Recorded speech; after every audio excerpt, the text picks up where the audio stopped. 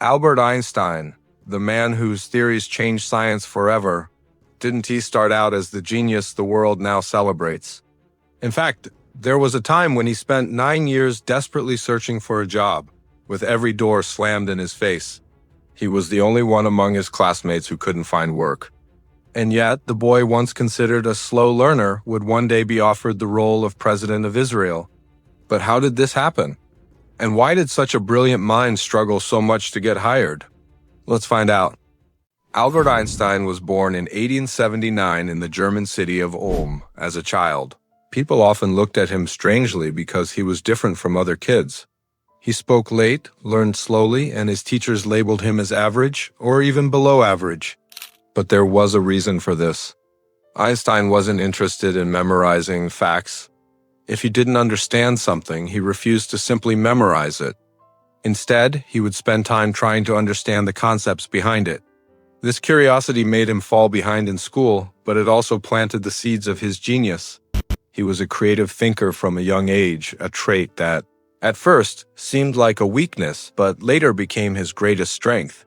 Einstein's early education was in Munich, but he disliked the strict, discipline-heavy German schooling system. Eventually, frustrated, he left school and moved with his family to Switzerland, hoping to thrive in a more liberal education environment. He set his sights on the Zurich Polytechnic, applying to study physics and mathematics. In the entrance exam, he aced the math and physics sections with ease, but failed subjects like geology, literature, and politics.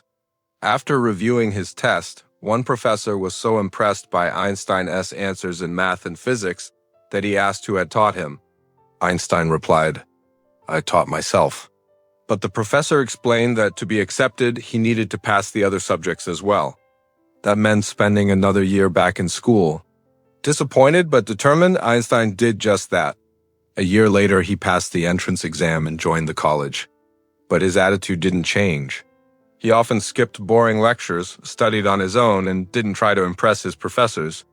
This independence came at a cost. When he graduated in 1900, none of his professors were willing to give him a job recommendation. At the time, getting into the scientific field required strong references from professors. Einstein had none. Meanwhile, many of his classmates, who weren't as strong academically but had better connections, landed good positions. Einstein applied everywhere, universities, schools, research institutes, but the answer was always the same: "We're sorry, we can't hire you." In his letters and diaries from this time, his frustration is clear. In one letter to his family, he wrote, "It feels like the world has no need for me. Every door seems closed." In another to his girlfriend, Mileva, he confessed, "I feel like a useless man. I live only for physics, but the world only listens to those who fit their system." Financial pressure was mounting. His relationship with Mileva was strained because they couldn't marry without a stable income. Eventually, he took work as a private tutor, teaching math and physics to school students just to get by. Then, a friend gave him unexpected advice: apply for a low-level government job as a patent examiner at the Swiss Patent Office in Bern. It wasn't glamorous, but it was a start. Einstein applied and, to his surprise, was hired in 1902, despite having little experience.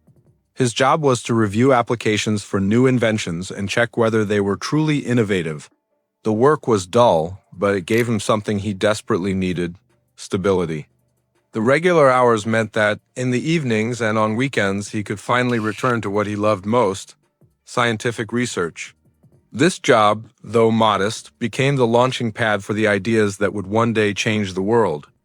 While working at the Swiss Patent Office, Einstein's career took a dramatic turn in 1905, a year that would later be called his Annus Mirabilis, or Miracle Year. In just 12 months, he published 4 revolutionary scientific papers: the special theory of relativity, his work on the photoelectric effect of paper on Brownian motion, and his famous equation, E=mc, describing mass-energy equivalence. These papers shook the scientific world. Suddenly, the man quietly reviewing patent applications became a rising star among Europe's scientists. One of his papers on the photoelectric effect laid the foundation for quantum physics. Another, special relativity, completely changed how humanity understands space and time.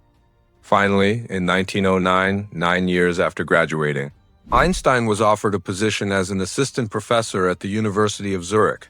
Outside of science, however, Einstein's image was complicated.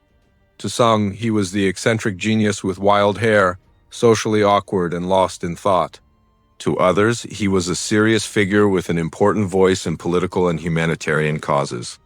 In 1932, Einstein fled Germany just before Hitler came to power.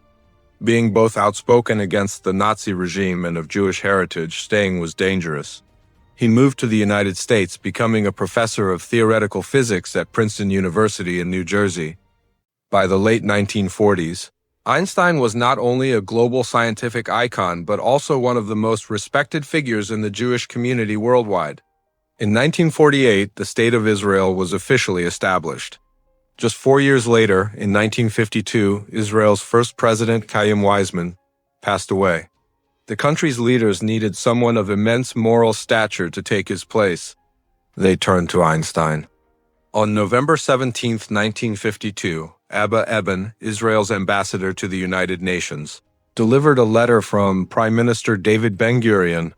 The letter asked Einstein if he would accept the presidency, assuring him that he could continue his scientific work with full freedom while living in Israel as a citizen. It was a huge emotional offer, but Einstein's answer was not what many expected.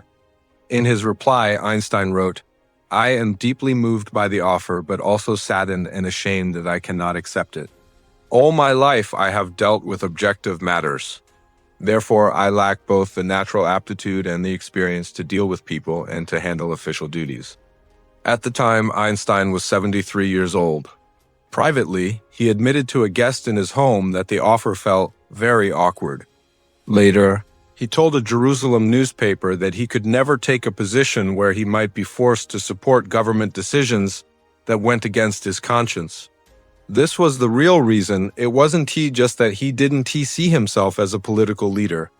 He also refused to compromise his principles, no matter how prestigious the position.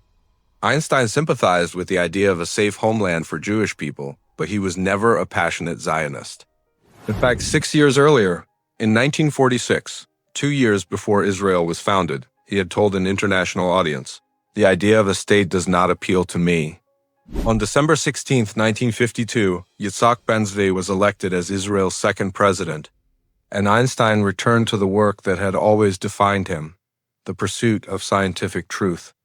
Einstein's refusal of the presidency is a powerful reminder. True greatness isn't about titles or power. It's about staying true to who you are and what you believe in, even when the world offers you the highest seat in the land. If this story inspired you, don't forget to like, share, and subscribe for more untold stories of remarkable lives.